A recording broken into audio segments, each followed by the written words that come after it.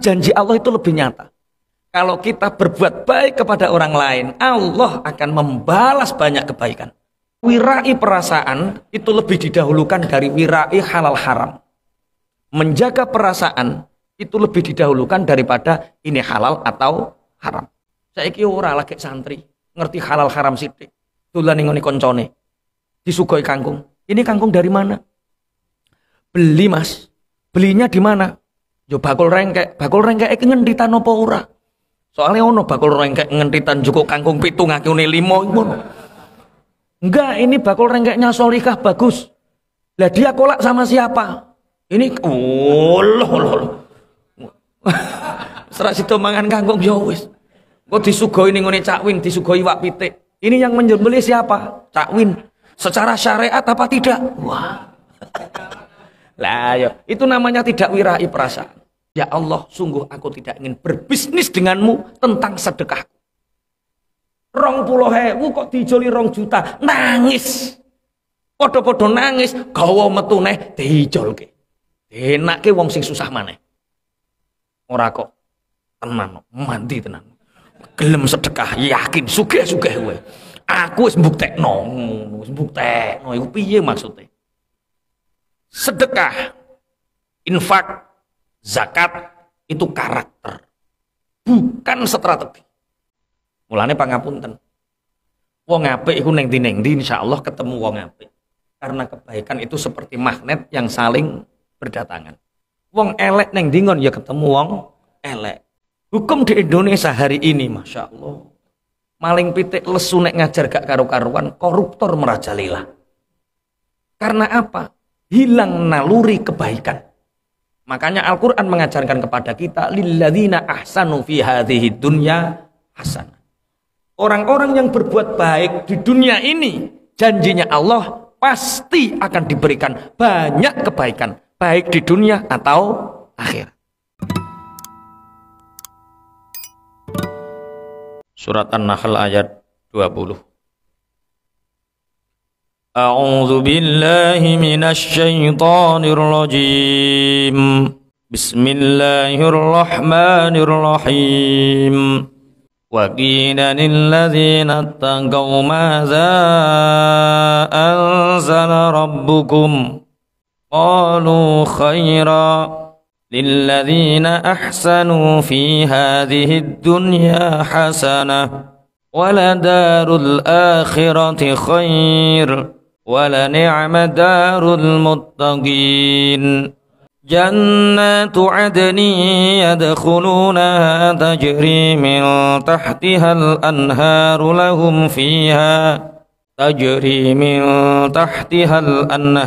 لهم فيها ما يشاءون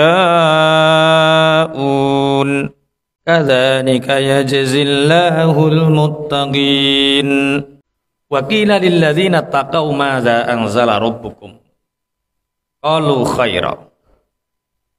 Ketika orang-orang yang bertakwa kepada Allah ditanyakan kepada mereka, mādza anzala rabbukum, apa yang diturunkan Tuhanmu kepada kalian? Qalu khaira. Mereka menjawab, Allah menurunkan kebaikan. Al-Quran yang penuh dengan kebaikan. Lilladzina ahsanu fi hadhihi dunya hasanah. Bagi orang-orang yang berbuat baik di dunia ini, baginya kebaikan, baik di dunia dan akhirat. Waladarul akhirati khair. Dan kebahagiaan akhirat itu lebih baik. Walani'ma darul muttaqin, dan sebaik-baik tempat bagi orang-orang yang bertakwa adalah surga.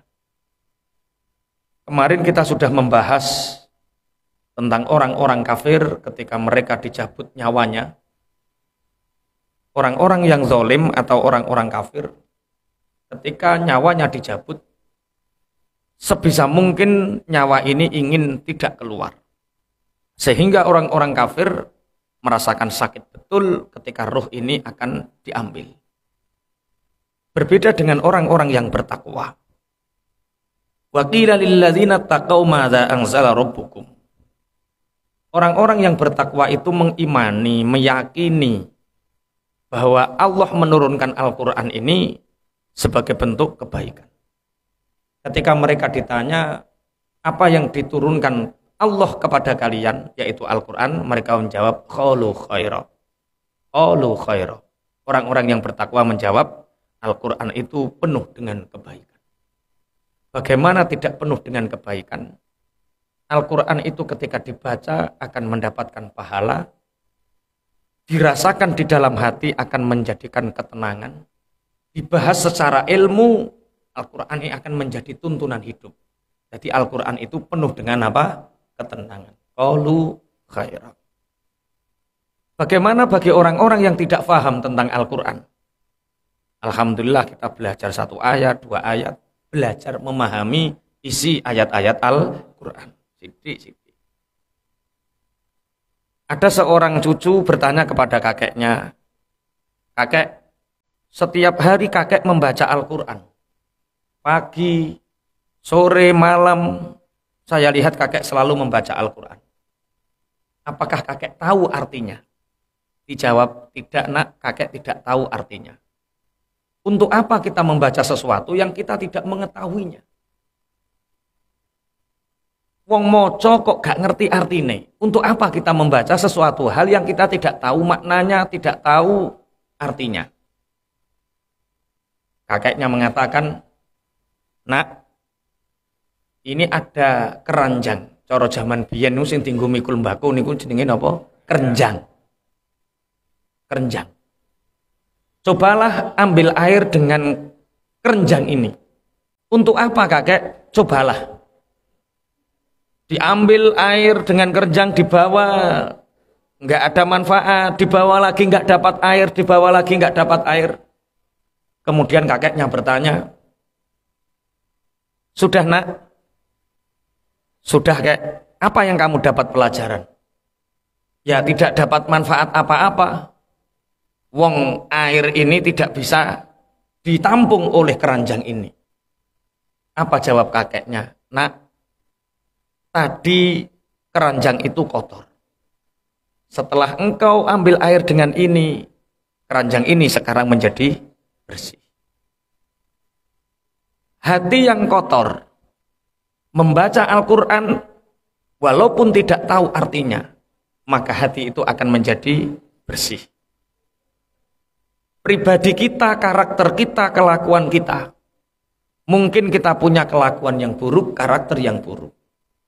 Tapi kalau kita istiqomah membaca Al-Quran, maka dengan sendirinya keberadaan kita akan berubah. Walaupun kita tidak tahu arti daripada Al-Quran itu sendiri. Apalagi ngerti artinya. Allahumma amin. Mas Taib, alhamdulillah aku sejak ngaji tafsir titik-titik ngerti artinya. Contohnya apa? Jannatun itu swarga. Afala taqilun apa? Oh, ngerti sidik-sidik. Ngertine afala taqilun, afala tadzakkarun, jannatun iku swarga. Terus apa nih, Mas? Mana wasalwa? Panganan sing dipikir. Wes, bagi orang-orang yang bertakwa, Al-Quran itu membawa dampak kebaikan. Maka ketika hati kita resah, bacalah Al-Quran. Walaupun kita tidak tahu artinya Al-Quran, hati akan menjadi bersih, perilaku akan menjadi bersih. Lilladzina ahsanu fi hadhihi dunya hasanah. Bagi orang-orang yang berbuat baik di dunia, maka Allah akan memberikan kebaikan untuknya. Kalau kita belajar nahwu shorof, hasanatun itu isim nakiroh. Isim nakiroh itu artinya satu kata yang bermakna luas. Hasanatun itu tidak sekedar satu kebaikan, tapi banyak kebaikan yang luas, yang tidak ada batasannya. Bisa jadi Allah membalas kebaikan kita di dunia, bisa jadi Allah membahas kebaikan kita di akhirat. Orang-orang yang membaca Al-Quran, orang-orang yang bertakwa itu, orang-orang yang terus akan berusaha berbuat baik. Berbuat baik. Dalam keadaan apapun, dia akan berbuat baik. Ada satu kisah. Orang yang berusaha untuk berbuat baik. Misal terjadi bencana di sebuah desa yang bencana itu mengakibatkan orang-orang penduduk desa itu diungsikan. Seluruhnya diungsikan. Di satu penampungan itu tertinggal hanya sampean, nenek tua yang sakit, dokter yang pernah menolong sampean, satu lagi seorang kekasih yang Anda cintai, yang Anda belum pernah mengutarakannya. Sedangkan sampean di situ tertinggal punya motor. Jadi semua sudah mengungsi. Bencana banjir sudah meluap, tinggal tersisa 4 orang. Sampean yang punya sepeda motor, kemudian ada seorang nenek tua yang sedang sakit, yang kedua ada dokter yang pernah menolong hidup sampean.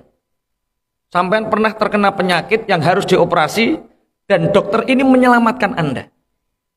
Yang ketiga ada seorang kekasih yang sampean tidak berani mengutarakannya. Cara sampean sing numpak motor, iki sing mbok tulungi dhisik dhewe sapa?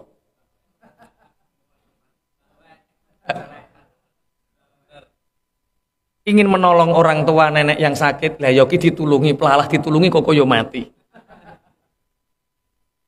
Menolong dokter, kok terus kekasihmu piye? Wong kowe sing mbok gondo pengin mbok nikah kuwi, urung pernah wani kondo. Cara kira-kira sing mbok tulungi sapa? 3 orang, 1 nenek tua yang sedang sakit, 2 dokter yang pernah menolong hidup Anda, yang ketiga seorang kekasih yang Anda cintai, yang Anda ingin menikah dengannya dan Anda belum pernah mengutarakannya. Kira-kira sing mbok tulungi dhisik dhewe sapa? Dokter mbok goncekno, terus awakmu nelongso wong bojomu mati. Ya.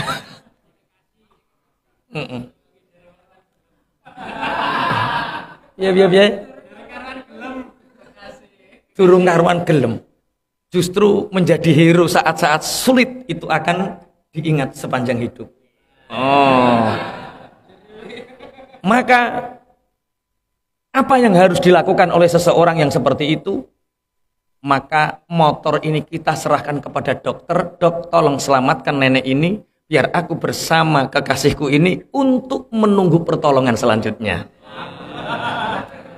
Artinya apa? Orang yang cenderung ingin memiliki, menggenggam, tidak ingin kehilangan, tidak ingin melepas, itu kehidupannya akan sulit bahagia. Sampean mikir sampean sing duwe motor, sing pengen selamat kaya-kaya sampean. Ini yang menyebabkan kita itu sulit untuk berbuat baik. Karena apa? Ingin menggenggam, tidak ingin melepas. Coba, motor ini lepas. Dok, Anda dibutuhkan banyak orang di pengungsian. Selamatkan nenek tua. Lah bagaimana dengan kamu? Saya akan menemani mbak ini menunggu pertolongan selanjutnya. Kebahagiaan datang karena kita berani melepas. Banyak orang menanggung derita seumur hidup. Dua anak cilik, punya suami senengane ngampleng, tanggung jawab ora gelem, nafkah zahir ora gelem, senengane njaluk nafkah batin tok. Mulai meteng tinggal lunga neh. Mulai meteng tinggal lunga neh. Karena takut kehilangan, akhirnya apa? Menderita. Coba Islam sudah memberi tatanan. Ya sudah, nek ana wong lanang moro tangan gak tanggung jawab, sudah cari yang lain. Lepas, hidupmu akan bahagia. Orang yang sulit melepas. Nah, kenapa orang ini berani melepaskan kunci sepeda motor kepada dokter, menyelamatkan orang tua? Janjinya Allah sudah jelas. Lilladzina ahsanu fi hadhihi dunya hasanah. Orang yang berbuat baik itu dijamin oleh Allah diberi kebaikan yang lain. Kalau kita menyelamatkan dokter ini, menyelamatkan nenek tua ini, otomatis Allah akan mendatangkan pertolongan untuk kita. Ditolong pas wayah sempit-sempite. Coba kita hero tidak kira-kira. Bocah sing nolak kowe bolak-balik lak bos slametno iku. Wah. Ternyata sing hebat itu sampeyan, Mas. Iya. Kawit biyen Dik lagi roh sampeyan. Jadi kadang kita sulit mengambil keputusan itu karena apa? Kita sulit melepaskan apa yang merasa menjadi milik kita. Maka keputusan yang sulit itu karena kadang kita tidak mau lepas. Bismillahirrahmanirrahim. Islam mengajarkan kepada kita, Allah telah berfirman, lilladzina ahsanu fi hadhihi dunya hasanah. Bagi orang-orang yang berbuat baik di dunia ini, maka Allah akan membalasnya banyak kebaikan, baik di dunia atau akhirat. Jadi kalau kita melihat kebaikan, kita tidak melihat untung rugi, satu. Atau kita melihat kebaikan, kita tidak melihat untung rugi. Dua, tidak melihat menang kalah. Contoh, Mas Taib punya mobil Katana. Tahu-tahu neng lampu merah ngerem dadak. Ono sepeda motor nabrak neng guri barak, kempot mobil gurine. Kalau kita melihat untung rugi, tek, ini berapa juta? Ini mobil Katana ini mahal ini. Wis aja lokno wesi tok aja. Kempot ini 3 juta besi ini. Kira-kira kalau untung rugi pasti marah. Kalau menang kalah, bener ora, bener salah, mesti marah. Tapi kalau kebaikan, lah yo aku numpak Katana, lah opo to nyeneni wong melarat-melarat, ngesakne, mbok kon tambel lho ngesakne. Iso to ora kok keren iku. Sing penting ki dilakoni kok iso to ora. Mungkin kita akan banyak dilihat bodoh oleh orang lain. Lah ayo ngono njaluk tambel. Mane jaluk tambel wong kok bento, kita boleh dibilang bodoh untuk orang lain. Tapi janji Allah itu lebih nyata. Kalau kita berbuat baik kepada orang lain, Allah akan membalas banyak kebaikan. Lakoni, yakin. Dulu itu ada seorang kaya raya, ini cerita nyata.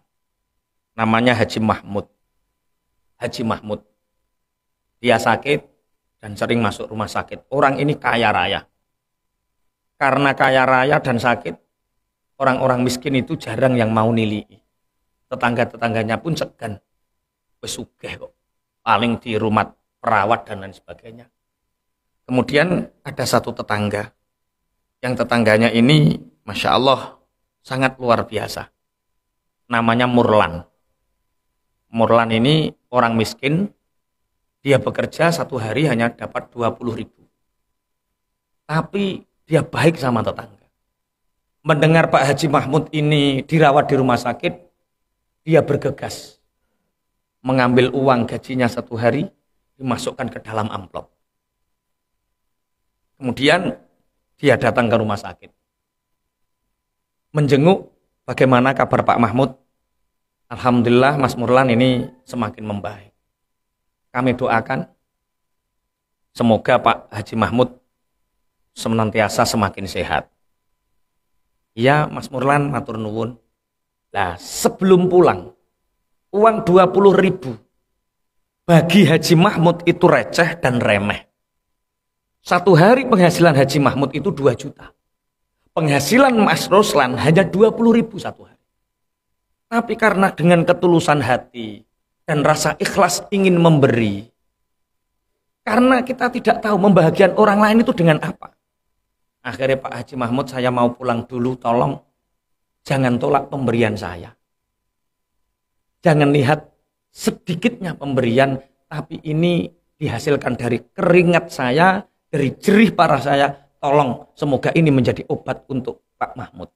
Diterima 20.000 ini. Murlane mulai pulang, Haji Mahmud nangis, Pak. Ya Allah, wong sugih dikai duit 20.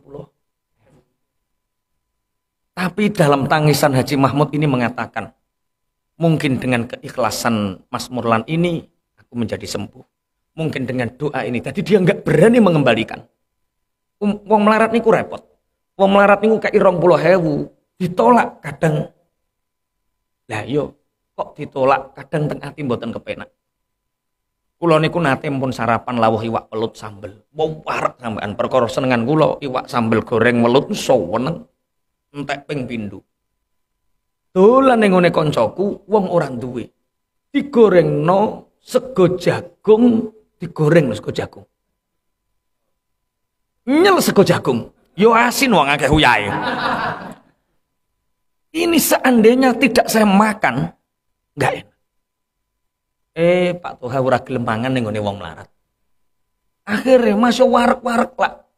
Mungkin musrifku dosa mungkin, tapi nek ngayem no atine wong melarat disepuro karo pangeran.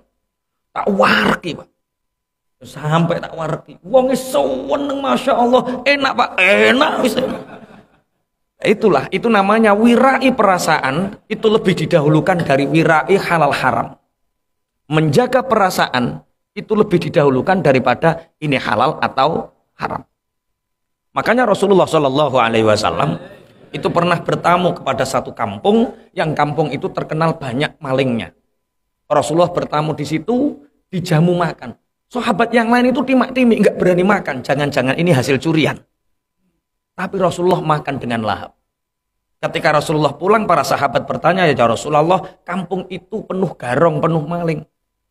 Kenapa panjenengan dahar? Jangan-jangan itu hasil rampokan, itu hasil maling, korupsi. Kanjeng Nabi dawuh, aku berhusnuzon bahwa mereka itu tahu aku itu Nabi. Mereka tahu bahwa aku ini orang baik. Mereka tahu bahwa hasil itu tidak mungkin diberikan kepadaku. Makanya itu yang disebut wirai perasaan. Ketika ditanyakan betul kepada tuan rumah, tadi ada Rasulullah, ya, engkau jamu dengan apa? Aku jamu dengan hasil panenku sendiri yang aku makan sehari-hari. Tidak aku campur sedikit pun dengan keharaman. Husnuzon. Saiki ora lagi santri, ngerti halal haram sithik. Dolan ning ngene koncone. Disugoi kangkung. Ini kangkung dari mana? Beli, Mas. Belinya di mana? Yo bakul rengkek iki ngenditan apa ora? Soalnya ono bakul rengkek ngenditan cukup kangkung 7 ngakune 5 ngono. Enggak, ini bakul rengkeknya Solikah bagus. Lah dia kolak sama siapa? Ini loh. Serak sido mangan kangkung ya wis. Kok disugoi ning ngene Cak Win, disugoi wak pitik. Ini yang menyembelih siapa? Cak Win. Secara syariat apa tidak? Wah. Lah ayo, itu namanya tidak wirai perasaan. Akhirnya Pak Mahmud 3 hari setelah ditilihi Mas Murlan ini sembuh. Setelah sembuh, satu yang diingat. Banyak orang berkunjung, tapi yang diingat satu. 20.000 uangnya Mas Murlan. Dia mengatakan, Haji Mahmud ini saya 1 hari 2 juta. Ini 20.000, ini 1 harinya kerjanya Mas Murlan. Maka dia berkunjung, Assalamualaikum, waalaikumsalam. Masya Allah Pak Haji Mahmud kok empun mantuk. Nggih Mas Murlan, barokah donganing jenengan, kula sakniki empun mantuk. Ya Allah pun sehat estu to Pak Kaji, sampun. Terus akhirnya Pak Murlan iki ajenge napa? Cerita ngalor ngidul. Pak Murlan, kula tak nyuwun pamit. Tolong jangan lihat seberapa, tapi lihat siapa yang memberi. Ini sebagai bentuk sayang saya terhadap Mas Murlan, tolong diterima. Mulai diamplopi. Dibuka isine 2 juta. Ki cara kowe dadi Murlan guya-guyu. Apa seneng? Seneng campur guyu. Oh ternyata bener sodakoh itu 10 kali lipat. Bukan. Mas Murlan nangis, Pak. Nangis gak berani mengembalikan. Nangis sama Allah. Ya Allah, aku ketika memberi 20.000 kepada Haji Mahmud itu hanya untuk mencari ridhomu. Tapi kenapa engkau kembalikan dengan 10 kali lipat? Ya Allah, engkau tahu aku bersedekah bukan ingin berbisnis dengan sedekahku. Sedekah 20 ben oleh 2 juta, bukan ya Allah. Aku murni. Masa kok bawa balik noneng dunya ngoten. Akhirnya nggak terima ini. Siapa Murlan ini nggak terima dia. Masa kok sedekah 20 dibalik 2 juta, nggak terima dia. Takut bagian di surganya di akhirnya kalong. Akhirnya dia kembali ke rumah sakit. Kelinga golek wong sumpek-sumpek. Ono wong sumpek ora. Goleki ono wong, Mas kok sumpek. Bojo kula ajeng nglairke, Pak. Lah terus operasi sesar. Lah terus mboten gada duwe. Niki pun patus ngalor itu. Alhamdulillah niki ono duwe 2 juta. Lah saking sinten? Saking tiyang hamba Allah ingkang boten purun disebut namanya. Bahasa ngeten iki paham. Cara kowe sing dadi Murlan apa ya ngono? Walah. Kene yo. Pak Eko itu pernah di Ponorogo itu sama Kang Zen. Diembatin ngene. Pak Eko jere Kang Jen. WA Iwan kon nyangking pentol. Pak Eko, tak batin wae rasa tak WA. Jebule teko Ponorogo iku nggo pentol papat gede-gede. Jere ngene. Latihan dadi wali ngene iki ya. Lagi batin tok kok kabul. Tapi anake batin sing kabul muk bangsa panganan tok. Liyane kok ora kabul-kabul batene. Nek bangsa panganan kabul. Kula teringat cerita Sayyid Muhammad Al-Maliki Al-Hasani. Sayyid Muhammad itu beliau pernah sekedar terlintas dan berpikir. Misal terlintas dan berpikir mobil, ada orang ngasih mobil seketika. Nangis Sayyid Muhammad. Dia berpikir tentang makanan selintas saja. Orang datang membawa makanan persis sama dengan apa yang difikirkan. Niku lho, nangis. Ya Allah. Hajat-hajat kula terlintas engkau cukupi, tapi kok dunyo. Mbok yo hajat-hajat kula sing bangsa akhirat. Makanya perkataane kaji apa Mas Murlan tadi apa? Ya Allah, sungguh aku tidak ingin berbisnis denganmu tentang sedekahku. 20.000 kok dijoli 2 juta, nangis. Podo-podo nangis, gawa metu neh dijolke. Enake wong sing susah maneh. Ora kok tenan, mandi tenan. Gelem sedekah, yakin sugih-sugih kowe. Aku wis mbuktekno, iku piye maksude? Sedekah, infak, zakat itu karakter, bukan strategi.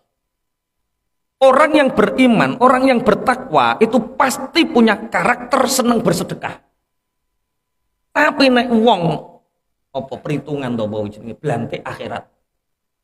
Iku dijadikan strategi bisnis. Pokoke kowe nek sedekah 50.000 kok dadi 5 juta. Yakin. Wis dorprese sing akeh.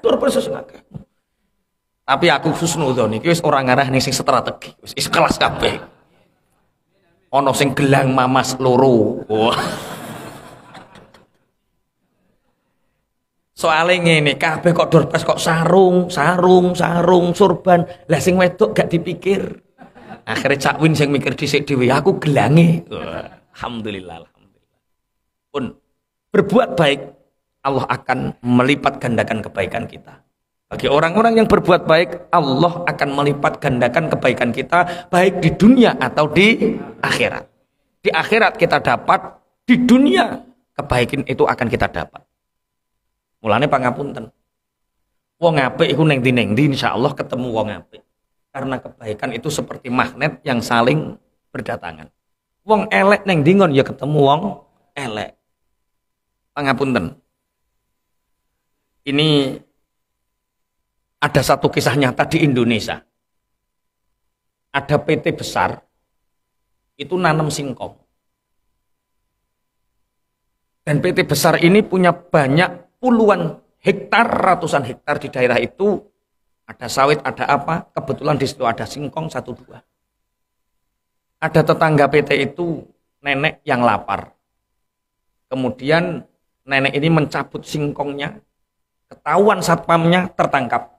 Sehingga nenek ini dianggap sebagai seorang pencuri. Kemudian sampailah di persidangan.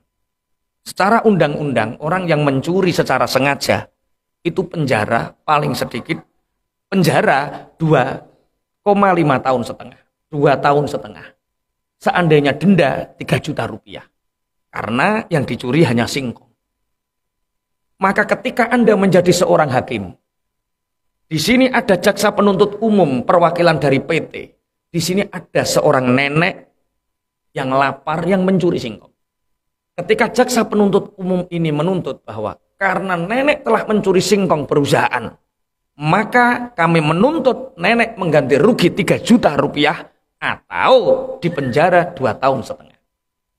Kalau Anda sebagai hakim melepaskan dia melanggar undang-undang, tidak dipenjara juga melanggar undang-undang, tapi dipenjara ini tidak sebanding.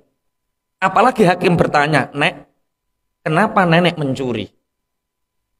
Pak Hakim yang terhormat, di rumah sudah tidak ada beras, di rumah sudah tidak ada yang dimakan. Sedangkan cucuku 2 lapar dari kemarin.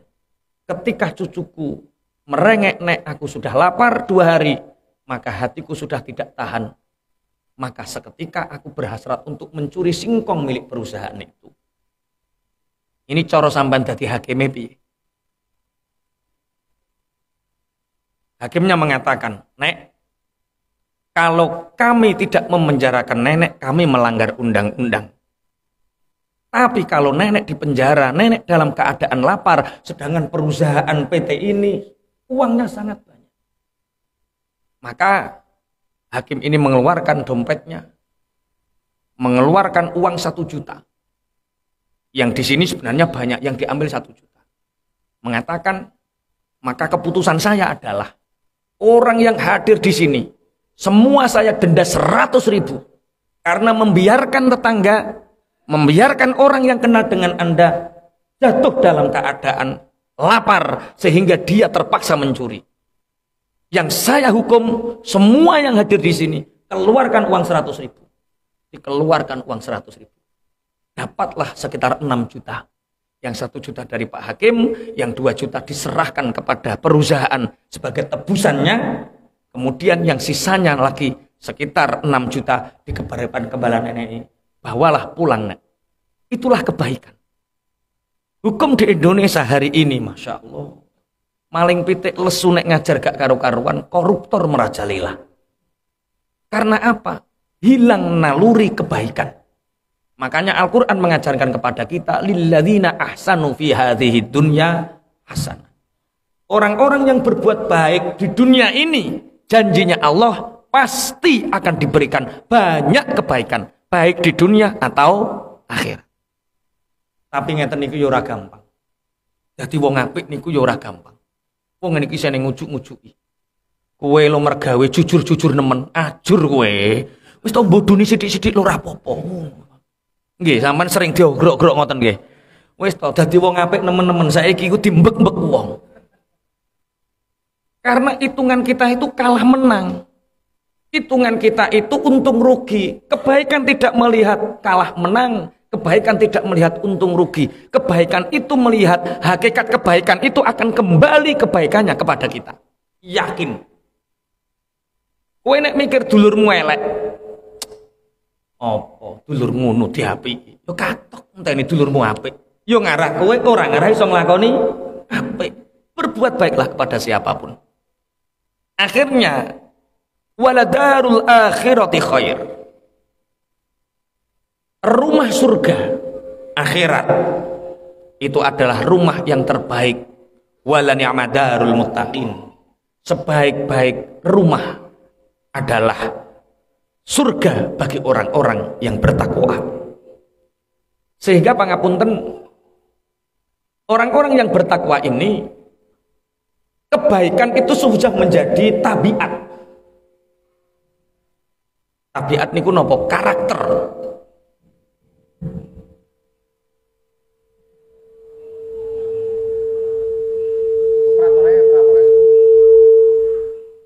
Kok mari-mari dewi. Di dunia ini nggak ada yang sempurna. Kulo niku ngerti nek diarek orene ben gak ubuk-ubuk. Cuma wayah dipasang rene gak ono angin, dadi yo meruntus, Pak. Iki padha karo diopen lah. Tidak ada di dunia ini yang sempurna. Aku yo ngerti karepe bocah-bocah, winginane ra ubuk-ubuk angin gede. Diandok orene ben ora kena angin. Ora ngerti nek ning kene iki tepak open yo. Iya. Memang itulah dunia, tidak ada yang sempurna. Iya. Anggitmu terus salon apik terus yo ora. Yo kadang-kadang ngik ngene iki yo maklum. Nggih, tidak ada kebaikan yang sempurna. Bojo-bojo duwe bojo kadang-kadang purek, kadang-kadang serengen, yo nikmati. Dunia itu enggak ada yang sempurna. Nek bojomu gak tau purek berarti widodari. Bahaya. Rabi widodari ku bahaya. Yo kadang-kadang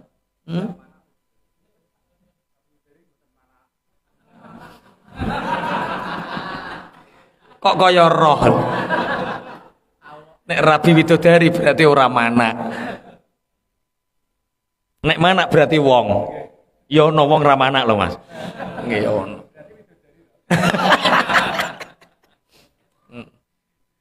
Ya alhamdulillah Dik, sampean kok kaya widodari. Di dunia ini tidak ada yang sempurna.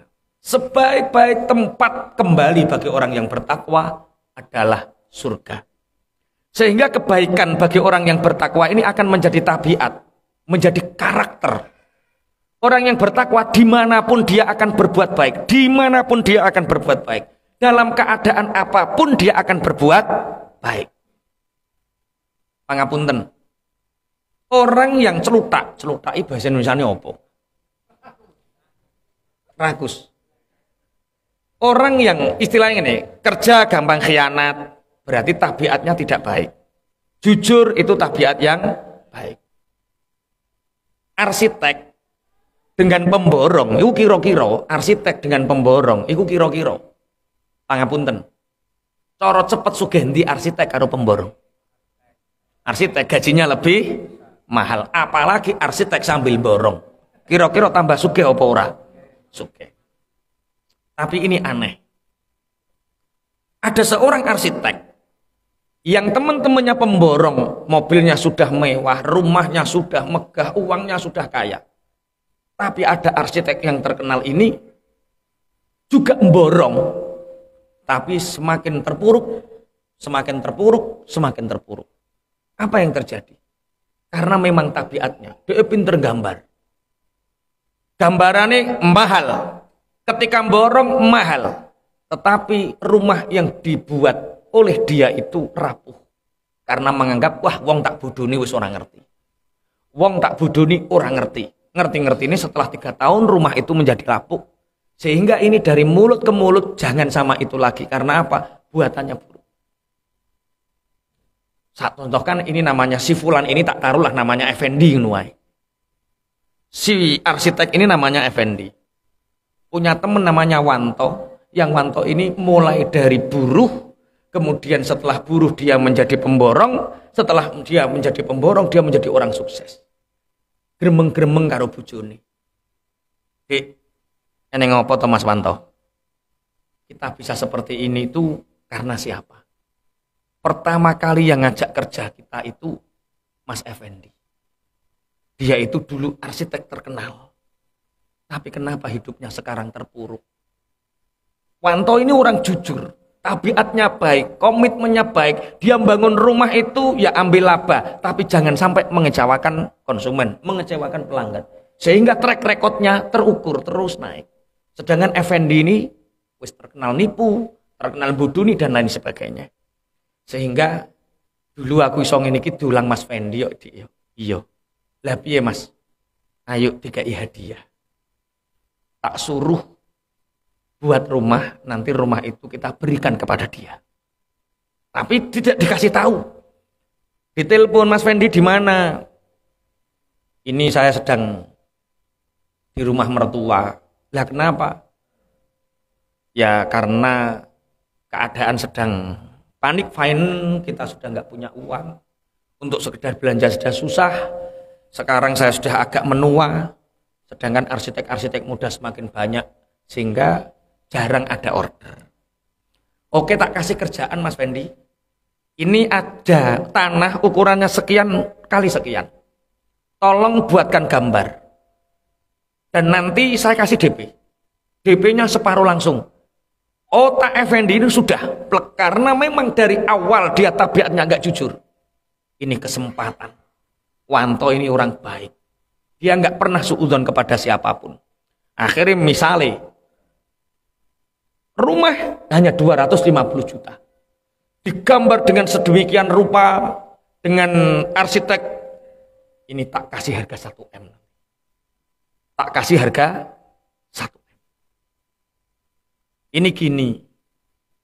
Mas Wanto, iya, ini gambarnya harganya sekian. Tapi untuk seperti gambar seperti ini itu uangnya 1 M. Ya enggak apa-apa. Nanti tak DP 500 juta. Tolong kerjakan. Dikerjakan dikasih uang 1 M. Ternyata Bapak Ibu, pandasine digawe elek, cagae digawe elek, tapi ditutup rapi-api sehingga mewah. Ketika dilunasi, uang ini untuk nyauri utang, untuk apa, Mas Effendi, iya. Rumahnya sudah selesai. Alhamdulillah sudah selesai. Bayangannya Effendi, ya selesai, tapi setahun setengah ambruk rumah. Ini kunci Mas Effendi untuk sampean. Loh, maksudnya rumah yang Anda buat tak kasih hadiah untuk sampean. Nangis Effendi. Ya Allah, omah-omahku tak gawe-gawe dewe. Orang yang berbuat buruk dimanapun akan mendapatkan keburukan. Tapi orang yang berbuat baik, Mas Wanto mengeluarkan 1 miliar untuk temannya, nggak apa-apa 1 miliar, karena Mas Wanto dijanjikan Allah yang lebih banyak. Lilladzina ahsanu fi hadhihi dunya hasanah. Maka jangan pernah bosan untuk selalu menjadi orang baik. Neng dinggon karo bocah cilik sing sayang, karo bojo sing sayang, karo tangga sing apik, karo kanca sing dermawan. Wis pokoke dadi wong apik, uripmu dimulyakno Allah. Neng dinggon wong apik, dimulyakno wong. Pangapunten neng dinggon, kula sering dapat cerita-cerita, dapat kisah-kisah bahwa orang baik itu dimanapun akan ditolong. Sak hari ku tau ilang nang Mekah. Karo wong Arab digledakno neng taksi. Numpak taksi digledakno, iki ndi ora ngerti. Tahu-tahu ada orang yang nasibnya sama dengan dia. Podo tersesat, mau kemana? Cari mikot, tapi nganggo bahasa Inggris dia ngerti sithik-sithik. Ngoten niku terus diternone mikot dibayari pisan. Ngoten niku jere sesuai amal dan perbuatan. Urung mulai wis sombong. Tapi memang seperti itu. Orang baik dimanapun akan dipertemukan dengan orang baik. Maka jangan pernah menyesal menjadi orang baik. Ini baru di dunia. Orang baik, coba ngeten. Ono dulur telu. Sing loro serakah, celutak, sing siji ngalah. Kira-kira sing mulya uripe sing ndi? Ya ketoke sing serakah ki mulya ketoke. Tapi pada akhirnya Allah akan memenangkan wong sing ngalah ki. Mungkin dengan anak cucunya. Mungkin dengan dia sendiri. Wis to. Wong ngalah, wong apik, ora ngarah ana rugine. Ning dinggon ora ana rugine. Gak percaya, dadi wong ngalah, dadi wong apik mulai dina iki akan banyak keajaiban datang. Barokahe keapian lilladzina ahsanu fi hadhihi dunya hasanah waladarul akhirati khair wala ni'madarul muttaqin. Jannatu adni yadkhulunaha tajri min tahtihal anharu lahum fiha ma yasha'un. Surga Aden itu bagi orang-orang yang bertakwa. Orang-orang bertakwa nanti masuk ke surga Aden. Yang surga Aden itu mengalir di bawahnya sungai-sungai. Dan orang-orang yang bertakwa di surga Aden, apa yang mereka inginkan dituruti oleh Allah. Apa yang mereka inginkan dituruti oleh Allah. Sampai kepingin apa? Dituruti Allah. Di surga itu nanti usia orang itu antara 28 sampai 30. Ada yang mengatakan 28 sampai 33 tahun. Perkara rusa-rusane wong ning alam dunya ning swarga itu usia segitu. Di surga nanti tidak ada yang punya jenggot dan tidak ada yang punya kumis. Ada satu hadis meriwayatkan itu bahwa nanti di surga orang itu dengan penuh keindahan wajahnya. Wajah itu berbinar-binar. Orang brengos kecempres ora ono. Jenggot kecempres ora ono. Pak Prasuk gak brengos Pak Pra. Jenggote ning kono gak ono. Besok orang itu dengan penuh keindahan usia 28 sampai 33 tahun. Satu orang penduduk surga diberi kekuatan 100 kali lipat kekuatan orang di dunia. Masya Allah. Jaluk apa? Keturutan. Lahum fiha ma yasha'un. Jaluk apa? Keturutan. Jaluk widodari sing piye? Keturutan. Mas Taib, aku pengen roh widodari Bangladesh. Wah, ana wong ireng keriting. Wah. Pengen ngerasakno widodari Bangladesh keturutan. Lahum fiha ma yasha'un. Sabar. Nek cara Mas Taib pengen widodari sing model kaya apa? Dia penasaran karo wong Arab. Widodarimu sok ana sing Arab, Mas. Lagi ngrentek ngene wis dijawi ngono. Irunge mbangir. India gak pingin India. Oh.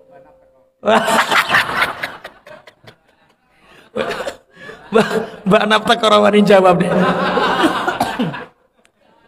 Kawan, lahum fiha ma yashaun.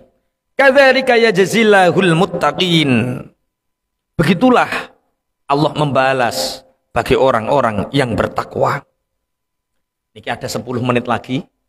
Yang belum punya kupon, ada yang belum kebagian kupon? Wah, wis kabeh. Oh, Pak Ek. Aku ya urung ya aku. Insya Allah ada 70 lebih door prize-nya. Hampir 100 ya.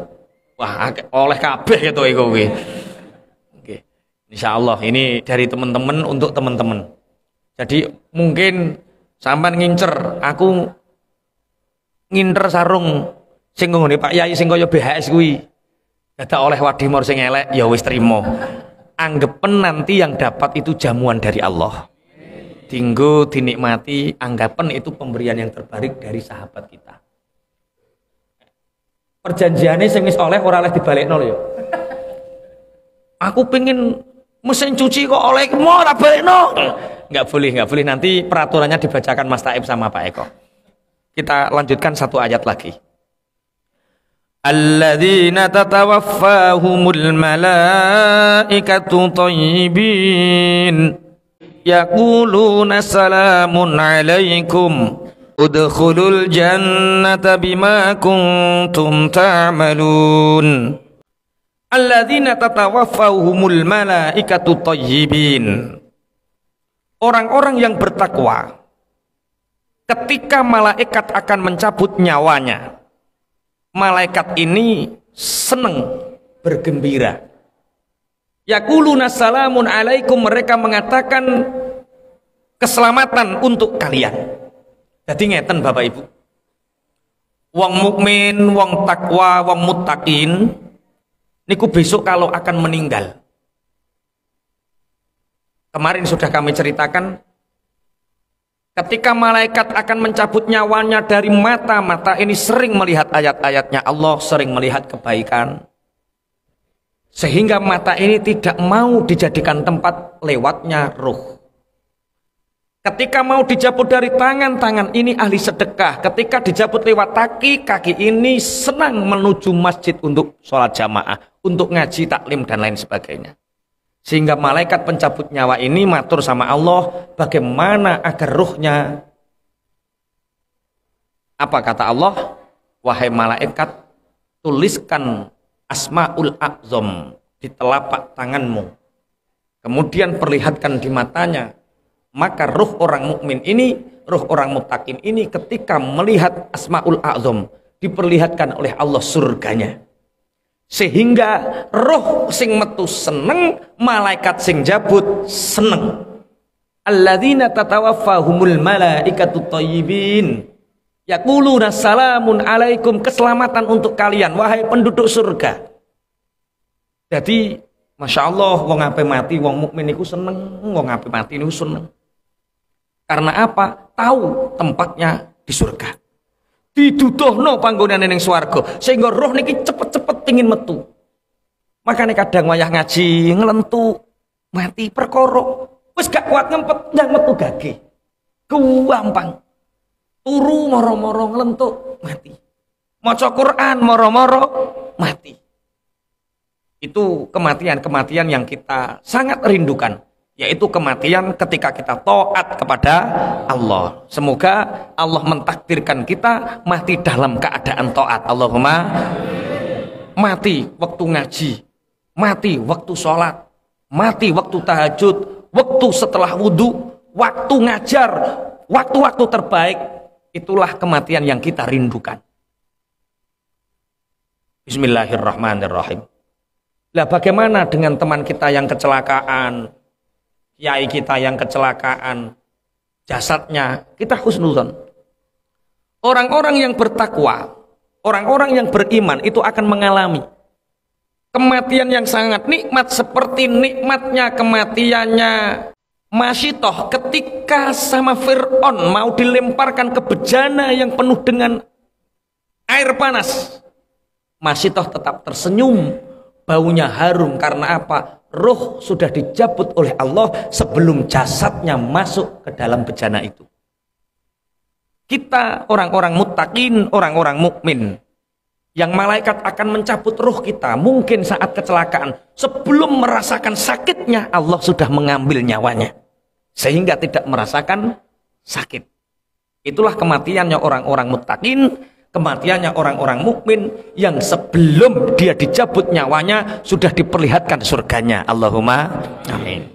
Niki selanjutnya, udkhulul jannata bima kuntum ta'malun. Wahai orang-orang mukmin, orang-orang muttaqin, masuklah surga dengan apa yang telah kalian perbuat dari kebaikan-kebaikan di dunia. Ini jangan sampai menjadi ikhtilaf. Karena ada satu hadis, la yadkhulu ahadukumul jannah bi amalih. Kalian tidak masuk surga sebab amal kalian.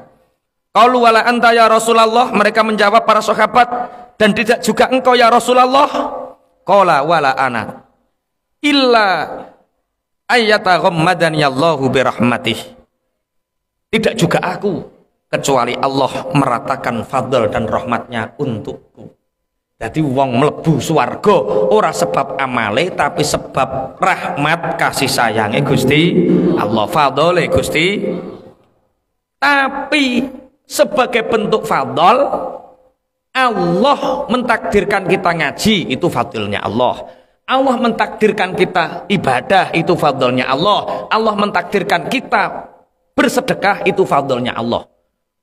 Ojo hadis ki mbok maknani ngene, wong swarga neraka iku karek Allah, rahmati Allah. Kowe ngaji ae nek ora dikek rahmat Allah tetep neraka. Wani kaya aku lho murang marung aman wis. Kok ngono iku maksudmu piye?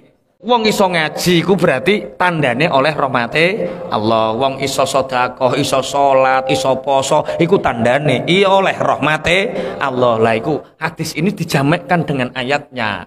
Buktine ayate piye? Udkhulul jannata bima kuntum ta'malun. Masuklah kalian surga dengan apa yang kalian perbuat di dunia ini. Perbuat apa? Dari semua kebaikan-kebaikan kita. Hal yang zuruna illa wallahu a'lam bisawab. Ini ngaji ini khusus 1 jam mawon. Ngaji sak jam kok gak kroso yo. Nggih. Niki selanjutnya mangke mboten enten rotib. Keranten ini kenang-kenangan. Sebenarnya mestinya kula azem kalih Pak Eko. Mestinya Pak Eko menjelang Idul Adha ini setiap tahun kita adakan. Hadiahnya tahun ini umroh mestine. Tapi berhubung dananya kurang, insya Allah azem kita tahun depan insya Allah hadiahnya umroh. Insya Allah. Sekarang hadiahnya baru mesin cuci, baru hewan korban, baru 70 door prize yang lain. Ini selanjutnya kami serahkan kepada Bapak Eko Nurdiawan sebagai ketua ngaji hati. Monggo.